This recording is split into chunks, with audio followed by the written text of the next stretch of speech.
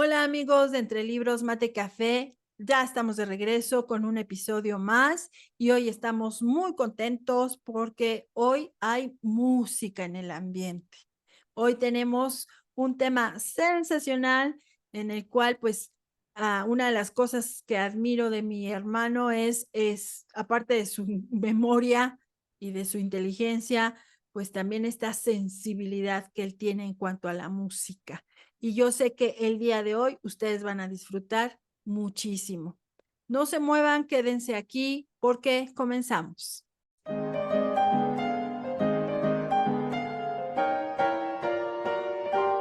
Bienvenidos a Entre Libros, Mate y Café con Laura y Javier Estrada.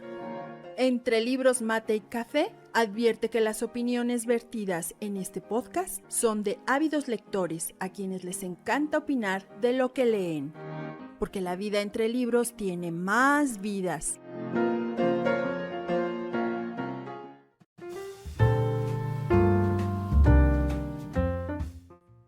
Hola Javier, ¿cómo estás?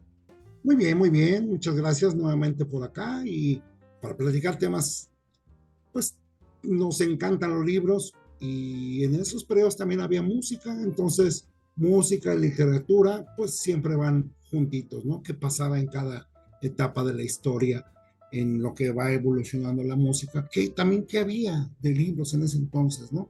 Porque a lo mejor también algunos de los escritores pues se dedicaban con cierta música, entonces pues bueno, la música es alimento para el alma. Así es, Javier, y efectivamente, bueno, al menos en esas tardes en que tú y yo leíamos, siempre poníamos música y la música nos acompañaba desde Beethoven, Chopin. Bueno, a mí me gustaba más Chopin en ese tiempo para leer y después también me gustó leer con otros músicos sensacionales como Michel Jarre y Crónica, bueno, o sea, leer con esa música de fondo es impresionante. sí, claro. Y después también hay música que te inspira, ¿no, Javier? Que te mueve a escribir. De repente estás escuchando alguna música y te vienen a la mente recuerdos o vivencias o a lo mejor sentimientos y quieres plasmarlos en ese momento Claro, porque la música está siendo ese vehículo, te está llevando a esa sensibilidad, está abriendo todos esos sentidos que te hacen disfrutar del arte, que te hacen disfrutar de la vida. Y bueno, Javier, a mí me gustaría también que tú nos comentaras para ti, ¿qué es la música? mira, la música son ondas sonoras, son acordes que precisamente te llegan al alma, te identificas con ciertas notas, con cierto instrumento. Me encantan los violines, la viola de gamba, me gusta el laúd, me gusta, o evidentemente, el clavicémbalo o clavecín, este instrumento que era, si alguien por ahí vio Los Locos Adams, es muy común, ¿no? Ese instrumento de teclado que tiene un sonido muy metálico y muy similar a una cuerda muy tensada. Ese instrumento me encanta. Evidentemente la música de órgano, la ópera, pero bueno, en fin, cada cosa cada instrumento te va alimentando el alma. Yo creo que esta sensibilidad de que tú hablabas, la encontramos en los instrumentos. Y cuando estos instrumentos tejen un poema para tu oído, pues bueno, se vuelve fantástico, ¿no? Digo, sin pasar por alto las corrientes actuales, ¿no? El tango, el jazz, el blues, etcétera, etcétera. Oye, Javier, ¿y cuándo es que empieza o cómo es que cuáles fueron los primeros registros que se encuentran de la actividad humana en relación a la música? ¿Tú sabes eso? Sí, bueno, es lo que se denomina la música antigua. Bueno, la música antigua se determina desde que el hombre empieza a generar, incluso con algunos pedazos de madera que tocan algún tronco, y se empieza a generar un sonido. De hecho, en la época antigua, cuando iban la gente a las guerras, llevaban un tambor, por ejemplo los vikingos, un corno para hacerse patentes, ¿no? Y de aquí empieza a surgir. Es muy escueto, no había muchos instrumentos, sino solamente sacar ciertos sonidos para que, pues, ponerle cierto énfasis a todo lo que iban a hacer. La música antigua inicia así, tocaban algunas caracolas, no lo sé, cosas así que ayudaban a darnos algo de sonido, algunas flautas hechas con madera o con hueso, algunos silbatos, cosas así, ¿no? Esto es Evi- lo que nos empieza a dar ciertos sonidos, ¿no? Muchas veces soplados o golpeados que nos generan una percusión. Sí, evidentemente estamos hablando de los albores de la humanidad. Incluso hay instrumentos. Yo, por ejemplo, si uno va a visitar aquí en México las zonas arqueológicas, pues encuentras instrumentos que reproducen los sonidos de la naturaleza, ¿no? Es Y qué correcto. maravilla, ¿no? Que ya desde ahí, a lo mejor partiendo de reproducir los sonidos de la naturaleza, el descubrir del ser humano que también podía generar otro tipo de sonidos. Y bueno, pues es un largo recorrido desde ahí hasta acá, Javier. Platícanos un poco más de este recorrido y sobre todo, hablemos también en cada etapa de la historia de la música que había en la literatura. Sí, bueno, en ese entonces, pues tendremos la famosa Iliada, la Odisea, la Eneida, el libro de los muertos en Egipto, el Antiguo Testamento, la Biblia, etcétera, ¿no? Yo creo que toda esta parte se considera antigua de hasta el siglo V, ¿no? De nuestra era. Entonces, un montón de cosas, el poema de Gilgamesh en India, registros en Mesopotamia, en India, en China, y todo esto nos enseña que son artes que van creciendo juntas, ¿no? El arte de la guerra de Sun Tzu, entonces yo me imagino que la música en aquel entonces eran estos platillos, estas percusiones que impulsaban y como que le daban valentía a los guerreros, etcétera, ¿no? Y evidentemente a lo mejor un poquito el arpa, que se tocaba mucho en el mundo grecolatino, no lo sé, a lo mejor Aristóteles, Platón y Sófocles usaban lo mismo, ¿no? Se va inventando los primeros instrumentos, en este caso Pitágoras inventa el monocordio, que era una caja de resonancia con una cuerda tensada, donde la estimulaba y generaba una onda en esa caja de resonancia, y es donde da principio las primeras notas, ¿no? Tocó la mitad de la cuerda y se dio cuenta que generaba un sonido diferente, y es donde encontramos la escala de las 12 primeras notas musicales. Digo, pueden ser muchísimas, pero era en algún punto se parecían tanto que pues ya no tenía mucho sentido, ¿no? Porque si no tendríamos, no sé, un montón de tonos. Y fíjate cómo trasciende ahorita que hablabas de este libro del arte de la guerra hasta la fecha y se utiliza mucho en las empresas para temas administrativos. En algún momento tomé por ahí algún curso de planeación estratégica, de proyectos y todo esto. Y es un libro que nos recomiendan mucho leer porque tiene mucha estrategia, tiene mucha visión. Fíjate cómo ha trascendido, así como algunas piezas musicales también han trascendido, pues en la literatura obviamente mucho más y vienen desde aquella época que a veces no lo sabemos, ¿no? Y Sí, cuéntanos, Javier, ¿qué pasa después?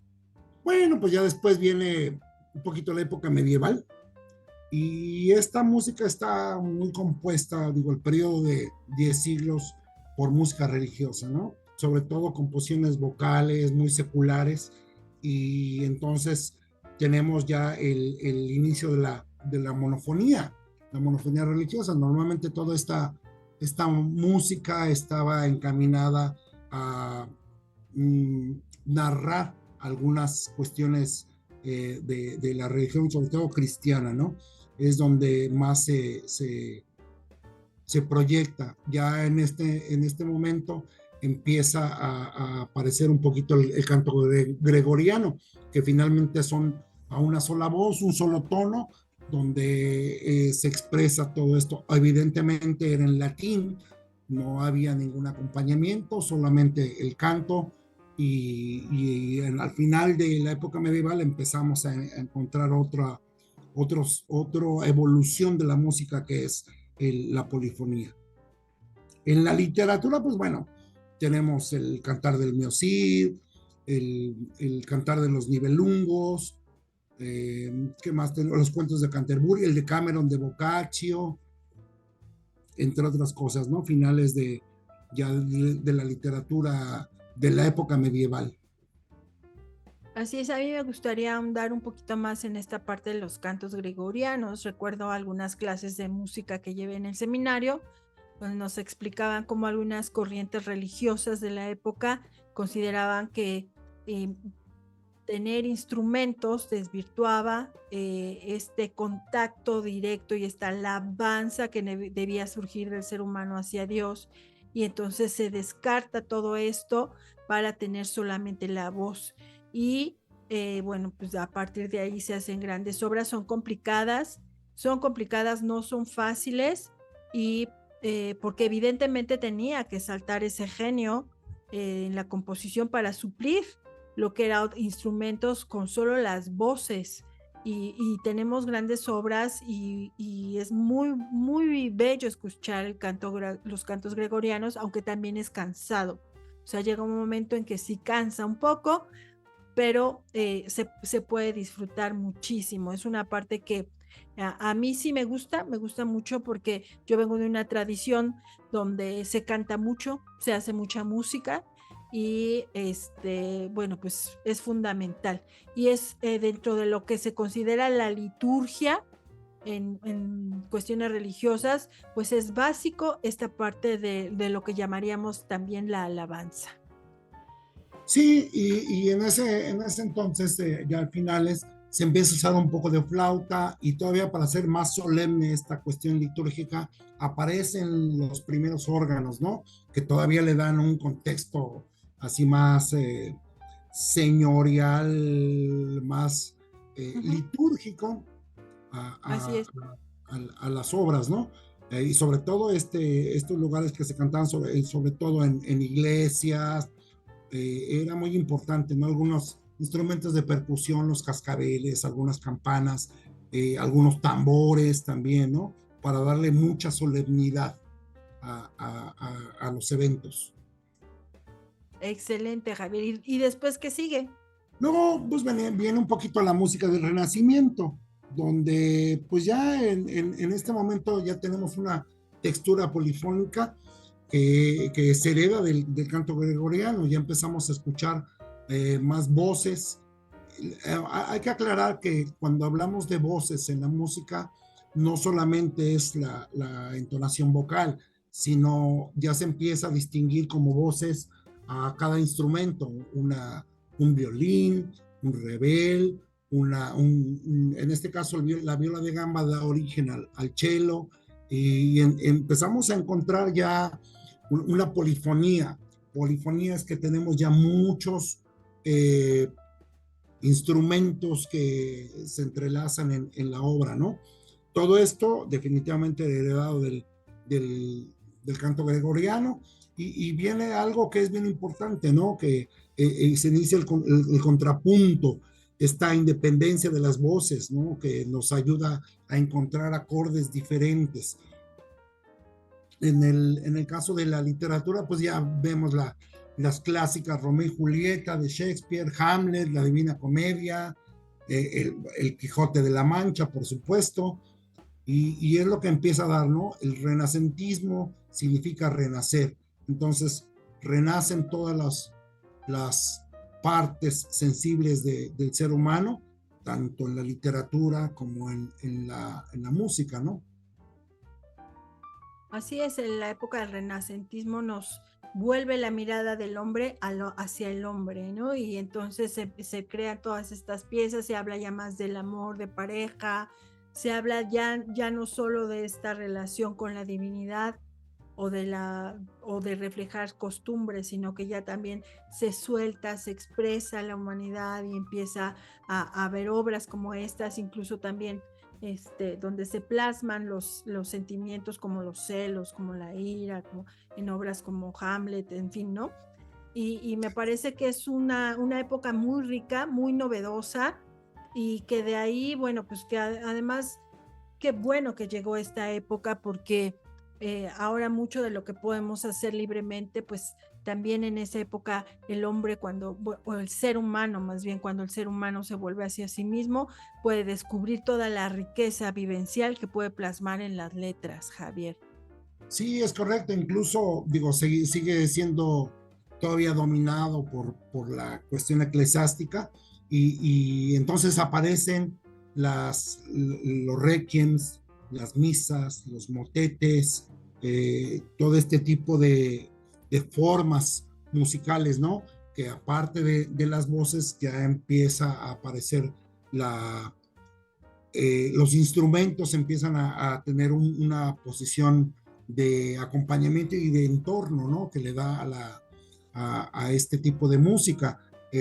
Decía en la parte literaria, pues tenemos el de Cameron de Boccaccio, la Utopía de Thomas More, el Príncipe de Maquiavelo. En fin, yo creo que la música tiene también un trasfondo diferente. En el renacentismo ya podemos encontrar un poquito de música profana, es decir, aquellas voces que no solamente narran cuestiones religiosas, sino ya cuestiones de eventos que ocurren en cada lugar, ¿no? Y aquellos trovadores que van llevando la música, que al mismo tiempo es la información para otros lugares. Me parece que este inicio que más o menos se conoce hasta cuando empieza el barroco, que es el año 1600, da un brincos evolutivos tremendamente complejos. Muy bien, Javier. Y después del renacentismo, ¿qué sigue? Pues viene el periodo que más me gusta, viene el barroco. Y en el barroco ya vemos un despunte en la música increíble, ¿no? Evidentemente el barroco se establece desde el nacimiento hasta la muerte de Johann Sebastian Bach, que se le considera el padre de la música barroca. Y entonces ya vemos una formación de música y de músicos, sobre todo en Europa, músicos muy brillantes. Estamos hablando de Bach, de Händel, de Vivaldi, que tanto nos gusta, y en toda Europa se empiezan a generar músicos. Ya es una estructura mucho más sofisticada, ya tenemos suites, ya tenemos conciertos para varios instrumentos, ya no solamente dependes de la música, del canto vocal, de la música vocal, sino ya los instrumentos se vuelven indispensables. Aparece un evento que es muy importante y que todavía hasta la música actual tenemos, que es el bajo continuo. El bajo continuo puede ser dado por un órgano, un clavecín, un cello, una viola, es ese pum, pum, pum. Hoy, por ejemplo, lo puede hacer el bajo eléctrico, lo puede hacer la batería. Entonces, esto es bien importante porque además nos da una armonía constante. Y esa es una de las grandes desarrollos, aportaciones del barroco. El barroco, digo, aparte de los que mencionamos, tenemos en Francia a Jean-Philippe Rameau, no sé, a Lully, a Charpentier, en fin, a Couperin, y a Monteverdi, que es el que va sentando al final de este periodo el inicio de la ópera. Monteverdi es considerado el padre de la ópera con su famoso Orfeo. Entonces, ya estamos hablando de la escenificación de la música con un texto en un teatro muy al estilo del teatro griego o de los eventos a grandes masas, ¿no? O en este caso todavía muy hecho pues los eclesiásticos o los príncipes o los reyes, ¿no? Entonces, esto me parece que es bien, bien importante. Y en el cuestión de la literatura, pues tenemos a Quevedo, por ejemplo, a Tirso de Molina, a Calderón de la Barca y evidentemente a nuestra gran Sor Juana Inés de la Cruz. Claro, por Son supuesto. obras fantásticos, ¿no? Estas, El Divino Narciso, Las Redondillas, a John Milton en Inglaterra, en Francia, pues a Molière, por supuesto, a Sigüenza y Góngora, en fin, me parece que también es para la literatura es un periodo muy, muy prolijo. A mí me parece, Javier, que en el barroco también es cuando despuntan los virtuosismos para hacer todas estas interpretaciones en los instrumentos o estas interpretaciones musicales, que cuando uno ve notas musicales de estas obras, pues ves bolitas por todos lados, como les digo yo, y ves silencios y ves corcheas y ves un montón de cosas que definitivamente requiere de cierto virtuosismo. Entonces es ahí cuando también se empieza a dar todo el despunte de esos virtuosos, ¿no? Y desde luego también en la literatura. O sea, por ejemplo, hablando de la poesía, hablando de Sor Juana Inés de la Cruz, la verdad es que cuando uno analiza a la luz de todo, de la rima, lo que, no, bueno, no solo la rima, la métrica y todo lo que Taxis, conlleva, todo eso. nos damos cuenta de que estamos hablando de un virtuosismo en el manejo de la palabra, en el manejo de cada de las, digámoslo así, las técnicas para poder hacer lo que ella hacía. Una cosa impresionante. Allí hay una mujer, encontramos una mujer virtuosa y una mujer conocedora y una mujer que además tenía un dominio del lenguaje impresionante. Es correcto, y heredera de una tradición literaria fantástica por España, al ser todavía un país novohispano, entonces también se nutre de todo eso, ¿no? Y es verdad, los virtuosos también en la música. Vivaldi era un monje, era un eclesiástico, pero un virtuoso de violín.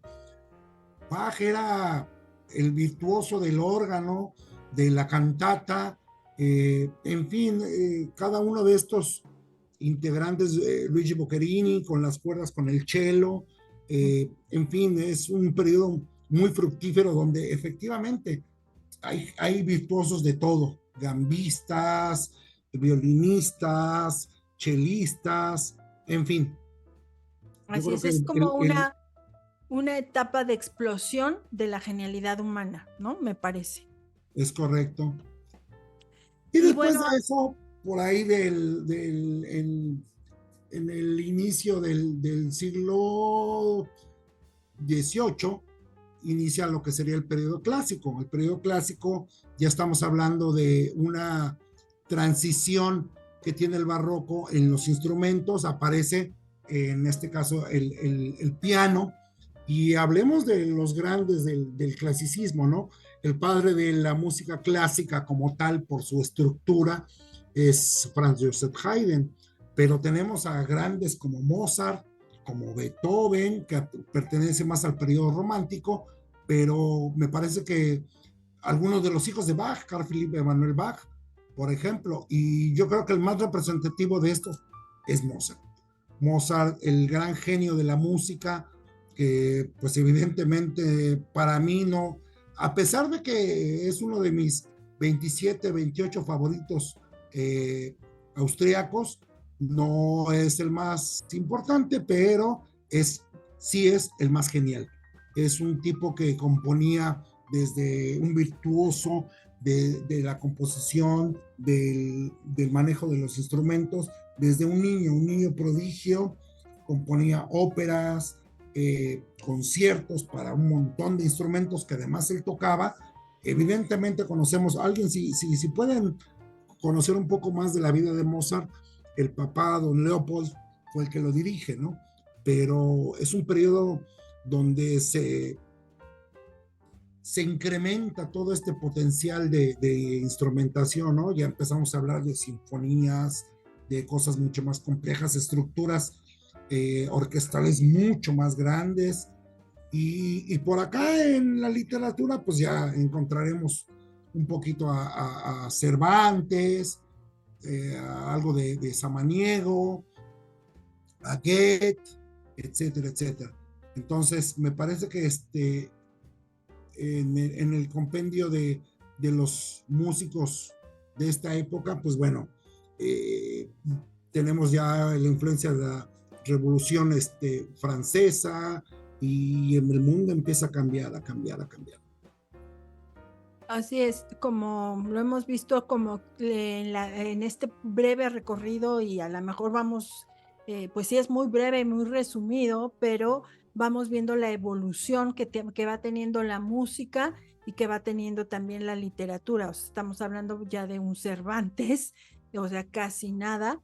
Esto quiere decir vamos en ascenso en cuanto a las artes y en cuanto a las formas de expresión del ser humano.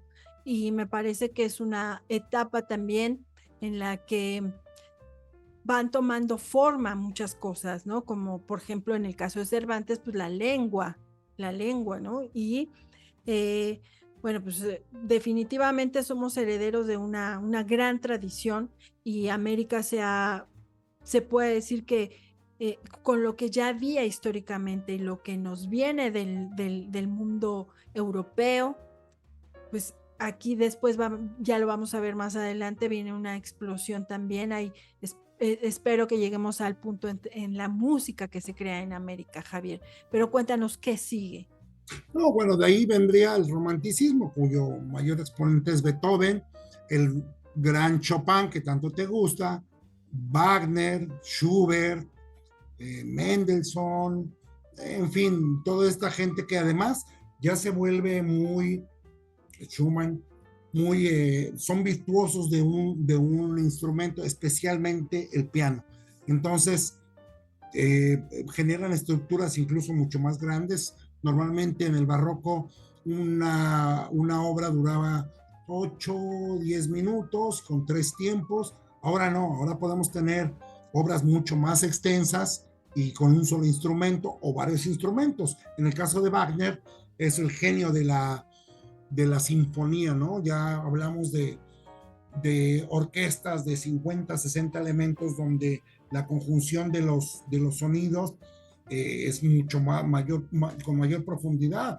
Tenemos primeras secciones y segundas de violines, que estamos hablando de 25, 30, tenemos 10 chelos, 6 contrabajos, ya tenemos muchas percusiones, los instrumentos de viento, como son el clarinete, el oboe, la flauta, el fagot, el contrafagot, en fin, ¿no? Y esto le da una majestuosidad todavía mucho mayor a la música. Ya se vuelven estructuras mucho más grandes, ya sinfonías de Beethoven, de Wagner, que empiezan a durar 40, 50 minutos con 4 tiempos. Entonces, esto nos habla de cómo se vuelve incluso más complejo, sin desdeñar las obras más sencillas como Vivaldi, que eran música de cámara, donde con 8 o 9 instrumentistas se generaba una excelente música. Hoy en esta época se vuelven todavía mucho más complejo, porque para hacer que se armonicen 50 o 60 instrumentos es complicado, ¿no? Y bueno, en el caso de la literatura, pues ya empezamos a ver un poco de ensayos con Diderot, encontramos a Voltaire y todo, a Rousseau, no lo sé, hay un montón de literatura que empieza a despuntar, sobre todo por esa búsqueda de la libertad, de una forma de ver la vida, las cosas, y en fin, ¿no? Yo creo que vemos a estas mujeres, a Jane Austen, a Emil Bronte, a Mary Shelley haciendo el famoso Frankenstein, en fin, yo creo que este periodo, sobre todo el siglo XIX, que también nos entrega una música diferente, que es la música que se aplica a los ballets, y estamos hablando de aquellos grandes ballets de Tchaikovsky, los grandes, aparecen en el escenario los grandes músicos rusos, que tú te sabes bien los 5 grandes, ¿quiénes son?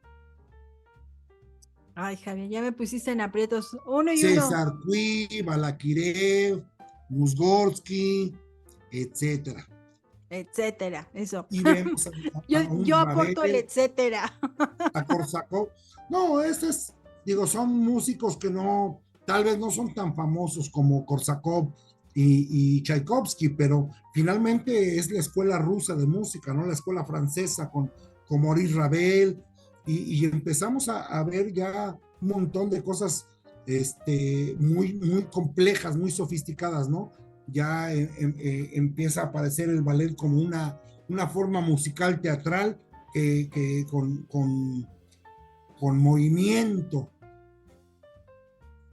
Así es, Javier. Bueno, y estamos ya casi por terminar, así es que ponle velocidad y cuéntanos qué Bueno, sigue. pues ya vendría la época moderna, ¿no? Donde ya tendríamos, en el caso de los músicos clásicos, a Stravinsky, ¿no?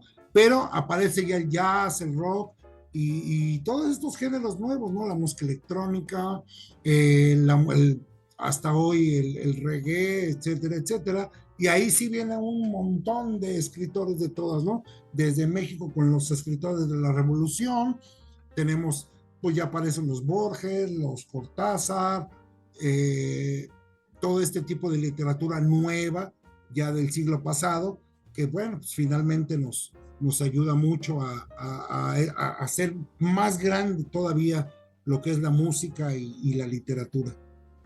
Así es, y yo considero también que cuando viene este famoso boom de la literatura latinoamericana, también viene un boom de la música latinoamericana, ¿no? También después Correcto. empezamos a escuchar música con sikus, con quenas, con La trova, charango.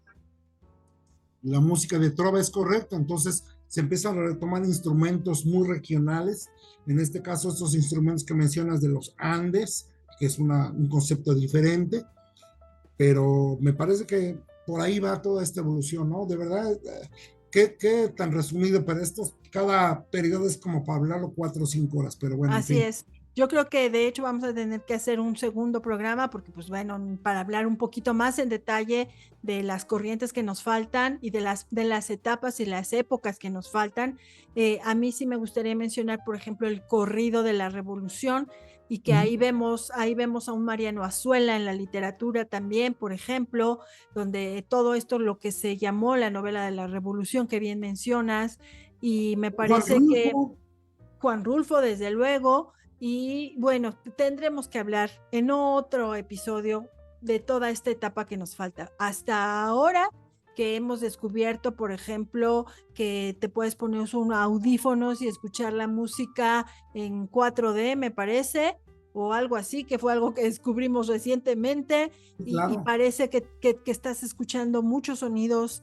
En fin, es una cosa increíble lo que estamos viviendo ahora en la música, pero también en la literatura, porque además con esta globalización que tenemos, también hay cosas que rescatar, como el poder acceder a nuevos escritores de otras regiones, de otros países, por ejemplo, e incluso estamos recogiendo lo que es el manga, lo que es todo lo que se está generando en Oriente. Entonces, creo Sí, que sí, sí, todavía tenemos mucho que decir en cuanto a la música y en cuanto a la literatura, Javier, es pero pues correcto. llegó el momento de despedirnos, Javier.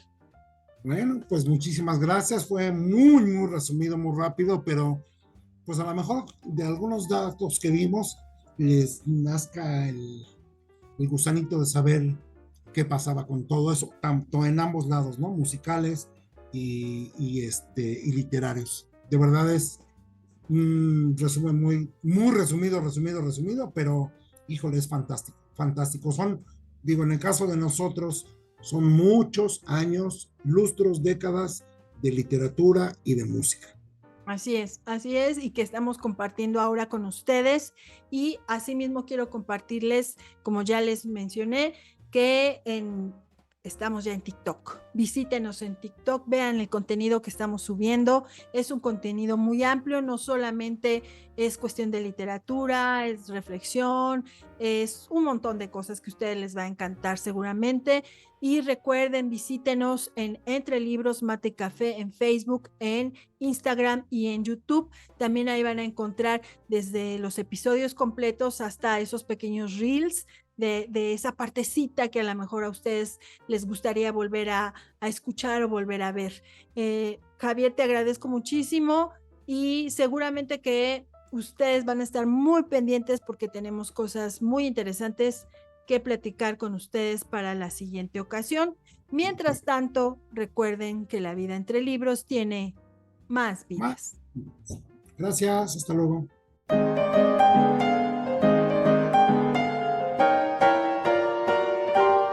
Esto fue Entre Libros, Mate y Café con Laura y Javier Estrada. Gracias por estar con nosotros. Hasta la próxima.